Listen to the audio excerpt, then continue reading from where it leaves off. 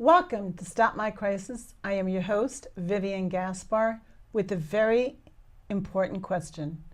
Are you in survival mode? How long have you been in survival mode?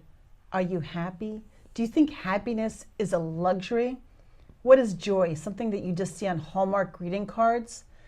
I don't think so. I think we really can reach within and understand that even if you're in a form of survival mode, which a lot of people feel they are, you still can find joy and happiness. These aren't just buzzwords.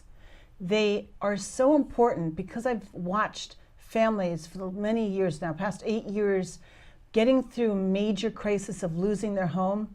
I see joy and happiness devoid in so many people's lives that need not be the case. It really shouldn't be. So I've invited here to our studios one of my absolutely favorite guests, Alena Chapman. Alena is a best-selling author. She's a speaker, and she's mentored thousands of people to break free and start living lives they really deserve. They deserve the happiness and joy. So do you. Let's find out how that means. Alena, welcome to our studios. Thank you for joining us again. Thank you, Vivian. Thank you. Thank you for the beautiful introduction. Huffington Post, 2015. Only 1 in 3 Americans are truly happy with their lives. Now that should be 3 out of 3. We live in a land of opportunity. People are trying to get here, and yet we are not happy. Why? I think so many people are just so focused on where they are now that they forget that they don't just have to look forward. What's next? What's next? Let's grab some of this. Yes. So you have coined, I believe, the phrase, the prison effect. Yes. How does a person even become aware that they're living the prison effect? What is it? Oh my gosh. The prison effect is if you really do not love what you do with your life, you are not excited about where you're working or your situation, it's time to change. If you are not feeling a deep contentment, just ask yourself, am I happy? And if the answer is anything other than yes, it's time to change. It's about change. It's about changing your perception, your world. And number 3, if you're not waking up almost every morning feeling like, hey, it's a new day and I get to live it, it's time to change. You know what? I think that people have to realize that happiness, even if you're not happy with your entire life, can't you pick aspects of your life that you're happy in and focus on that? Yes. Well, and launch off of that, I like to say. Right. I always say it's always really a brilliant idea to write down 5 to 10 things every morning and every evening that you're grateful for. Oh, I completely agree. I am about truly living in the state of gratitude. Yes. Because how can you achieve more when you don't feel good about yourself or where you are right now? Yes. I literally just spoke to someone a couple weeks ago, one of the most dramatic cases I've ever encountered, where the gentleman was homeless, living in a hotel with his wife and son. Yeah. And I came to find out he's also unemployed. But here's the clincher. He had lost his home to foreclosure because partially he had a brain tumor. So how did I gear that kind of a conversation? What did I do? I said to him exactly what you're saying. What are you still grateful for? You're speaking with me. You're not a mute. You can speak. Can you see? As I have on the phone, he's like, yeah, I can. Be grateful for your 5 senses. If you have any intuitiveness about you, your 6 senses. Mm-hmm.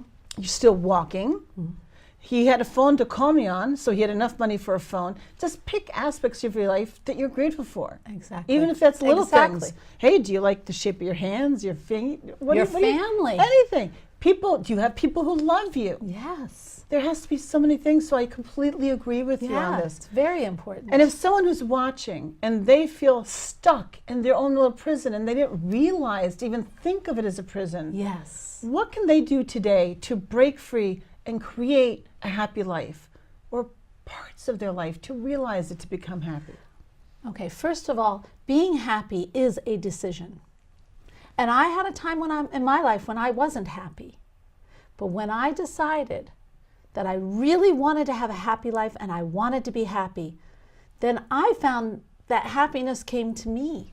Isn't that like the law of attraction I hear about? It is the law of attraction, it's the vibration, whatever, but it happens. But you have to make a no turning back decision that you want to be happy or that you want to change for the better. And when you do that, all of a sudden, you will be. It starts happening. It's almost miraculous. It is. And I know some of this talk might seem too peppy for some people. Maybe they're going through a major crisis. That's why they tune in to Stop My Crisis. Yes. And it might seem almost silly for some people, but it's not.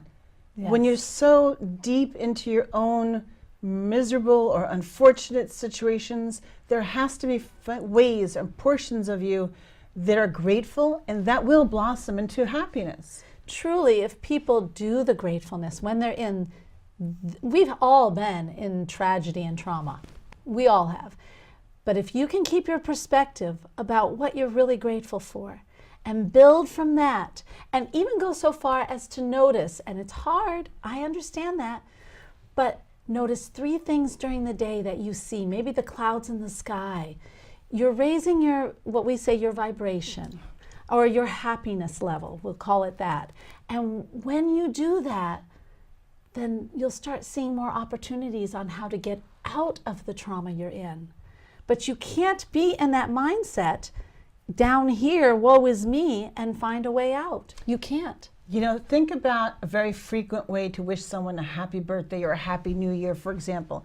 Isn't it, may your next years be filled with love, health, and happiness? Yes. Notice it doesn't say anywhere in there usually a Lamborghini or a Tesla or anything like that, or a big mansion. Right.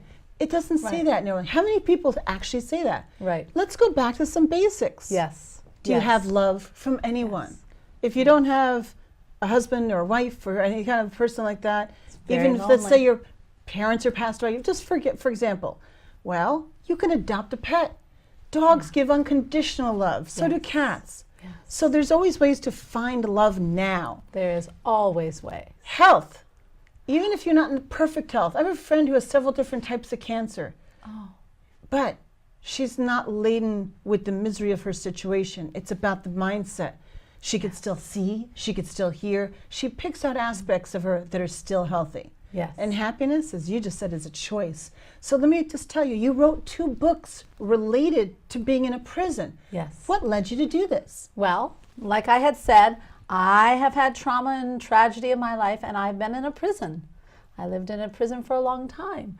But when I decided to be happy and I started to break out of that prison, I'll tell you what, it is so much better out here. Did it feel really free?